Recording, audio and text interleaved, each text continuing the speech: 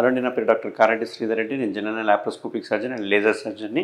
నేను treatment range hospital KPHB road number 4 కుకట్పల్లిలో హైదరాబాద్ అవైలబుల్గా ఉంటాను. సో ఫిషర్ అంటే ఏంటి? చాలా మంది కన్ఫ్యూజన్ ఏమవుతుంటారంటే బ్లీడింగ్ పడంగానే నాకు పైల్స్ ఉన్నాయి, ఫిషర్ ఉంది ఏదో అనుకుంటూ ఉంటారు. ఎందుకంటే ఆ ఏరియాలో బ్లీడింగ్ పడడానికి మెయిన్గా ఇంపార్టెంట్ ఏంటి అంటే పెయిన్లెస్ పెయిన్ఫుల్ బ్లీడింగ్ అనేది చాలా ఇంపార్టెంట్.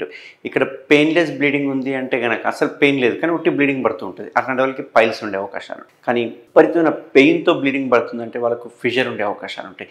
యూజువల్గా మామూలుగా బాటమ్ అంటే ఈ యానల్ కెనాల్ ఇష్యూస్లో చూసుకుంటే కనుక 100లో తీసుకుంటే కనుక 70% మెంబర్స్ ఈ ఫిషర్తో ప్రాబ్లం ఫేస్ చేస్తూ ఉంటారు. ఎందుకు అసలు ఈ ప్రాబ్లం ఎందుకు ఫేస్ చేస్తారు? ఈ ఫిషర్ ఎందుకు వస్తుంది? ఫిషర్ రాకుండా ఏం జాగ్రత్తలు తీసుకోవాలి? ఫిషర్ని ఎట్లా నిర్మూలించవచ్చు?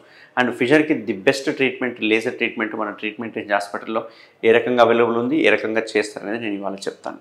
సో మామూలుగా మనకు మోషన్ బై ద్వారం అనేది ఈ రకంగా ఉంటుంది. ఒక లెవెల్ వరకు స్ట్రెచ్ అవుతుంది. ఆ స్ట్రెచ్ అయినప్పుడే మన మోషన్ అనేది అందులోకి వెళ్ళి పాస్ అవుతుంది. కొన్నిసార్లు మామూలుగా హార్డ్ మోషన్ వస్తుంటుంది, మనకు కొంచెం ముఖంగానే అది లోపల నుంచి వెళ్ళిపోతూ ఉంటుంది. కొంచెం ఎందుకంటే ఆ లెవెల్ వరకు స్ట్రెచ్ అవుతుంది.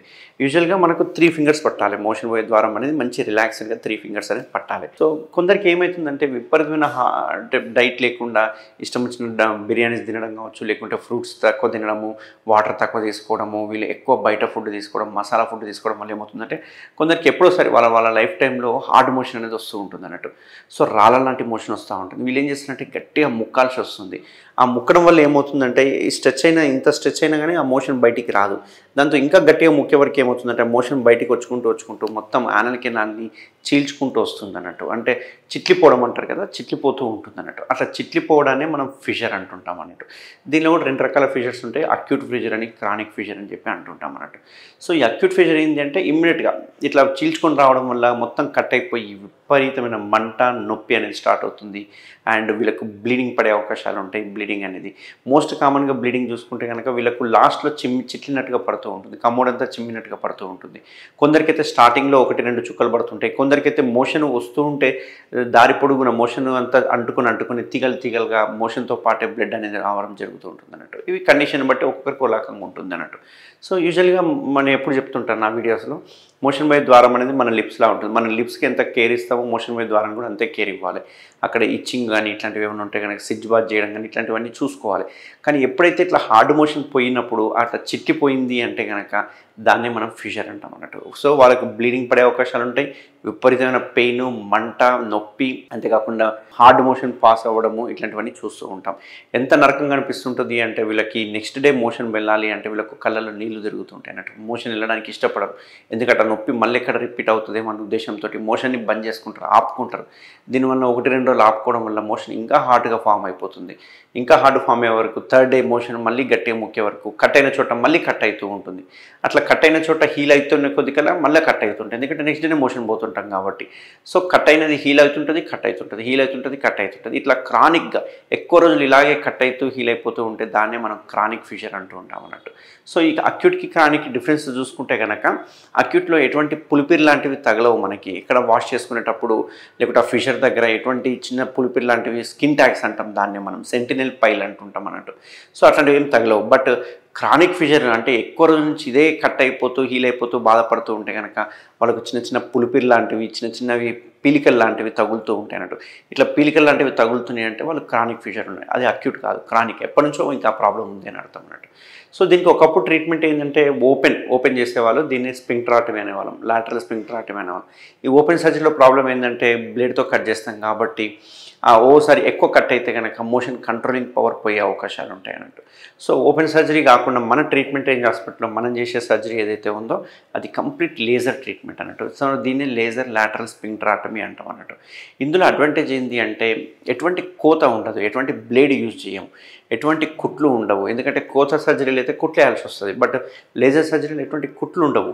జస్ట్ మనం లేజర్ ద్వారా ఆ ఫైబర్స్ ఏవైతే ఉంటాయో, ఆ స్పింక్టర్స్ ఏవైతే ఉంటాయో, మోషన్ని మనం పట్టుకునే స్పింక్టర్స్ ఏవైతే ఉంటాయో అందులో ఒక 10-20% ఫైబర్స్ని మనం కట్ చేస్తాం జరుగుతుంది. అది లేజర్ ద్వారా. ఈ లేజర్ ద్వారా అడ్వాంటేజ్ ఏంటంటే ఇది వెరీ ప్రిసైజ్గా ఉంటుంది. ఎంత కట్ చేయాలనేది అంతే కట్ అవుతుంది. ఎక్కువ కట్ అవ్వదు, తక్కువ కట్ అవ్వదు. దీనివల్ల అడ్వాంటేజ్ ఏంటంటే మోషన్ కంట్రోలింగ్ పవర్ అనేది లేజర్లో 100% పోదన్నట్టు. 100% కంట్రోలింగ్ పవర్ అనేది ఉంటుంది అన్నట్టు. సో యూజువల్గా ఏమవుతుందంటే ఆ కట్ అయినప్పుడల్లా మనకు ఇలా కట్ అవుతుంది కదా కింది వైపున, అట్లా కట్ అయిన చోటంతా మనకు చర్మం అనేది కండ పెరిగి మెల్లగా మోషన్ ద్వారా దగ్గరికి అయిపోతూ ఉంటుంది. తెలియకుండానే దగ్గరికి అయిపోతూ ఉంటుంది. 3 ఫింగర్స్ పట్టే మోషన్ కినాలు కాస్త 1 ఫింగరే పడుతుంది. సో ఈ 1 ఫింగర్లో మీరు మోషన్ పోయిందనుకో ఈ ఫిషర్ కాస్త మెల్లగా పైల్స్గా కన్వర్ట్ అయ్యి పైల్స్ కూడా వచ్చే అవకాశాలు ఉంటాయి. సో మనం ఏం చేయాలంటే ఈ మోషన్ పోయే ద్వారాన్ని పెంచడాన్ని మనం స్పింక్టరాటమీ అంటాం. అది లేజర్ ద్వారా చేస్తాం. ఈ లేజర్ ద్వారా చేసే ఈ చికిత్స ఏదైతే ఉందో కంప్లీట్ పెయిన్లెస్ ట్రీట్మెంట్. ఇందులో ఎటువంటి బ్లీడింగ్ ఉండదు, ఎటువంటి పెయిన్ ఉండదు, ఎటువంటి కోత ఉండదు, ఎటువంటి కుట్లు ఉండవు, ఎటువంటి డ్రెస్సింగ్స్ అవసరం లేదు. అండ్ మోస్ట్ ఇంపార్టెంట్ ఏంటి అంటే ఇక్కడ గుర్తుపెట్టుకోవాల్సింది ఎటువంటి పథ్యం లేదు. అన్నీ తినొచ్చు. ఇమ్మీడియట్గా సర్జరీ అయిపోయిన వెంటనే అన్నీ తినొచ్చు. యూజువల్గా కాన్స్టిపేషన్ ఉన్న వాళ్ళు, ఇట్లాంటి ప్రాబ్లం ఉన్న వాళ్ళు తిన్నికి ఇష్టపడరు, భయం పడుతుంటారు. ఎందుకంటే తింటే మళ్ళీ మోషన్ ఫామ్ అవుతుంది, మళ్ళీ మోషన్ పోవాలేమని భయపడుతుంటారు. బట్ ఈ స్పింక్టరాటమీ జరిగిన తర్వాత వితిన్ 12 అవర్స్లో వాళ్ళు యథావిధిగా అన్ని రకాల ఫుడ్ తినొచ్చు. ఎటువంటి మోషన్కి ఇబ్బంది ఉండదు.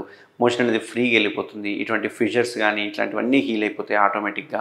అంతేకాకుండా మళ్ళీ ఫ్యూచర్లో ఫిషర్ రావద్దు అనుకుంటే కనుక కొన్ని చెప్పిన జాగ్రత్తలు తీసుకోవాల్సి వస్తుంది. హై ఫైబర్ డైట్ కావచ్చు, వాటర్ ఇంటేక్ ఎక్కువ తీసుకోవడం కానీ, ఫ్రూట్స్ ఇంటేక్ తీసుకోవడం కానీ, ఇట్లాంటి హ్యాబిట్స్ కొంచెం లైఫ్ స్టైల్ మాడిఫికేషన్ చేసుకుంటే కనుక ఇది పర్మనెంట్గా సెటిల్మెంట్ అవుతుంది అన్నట్టు. పర్మనెంట్గా మళ్ళీ ఫిషర్ అనేది రాకుండా మనం అరికట్టచ్చు.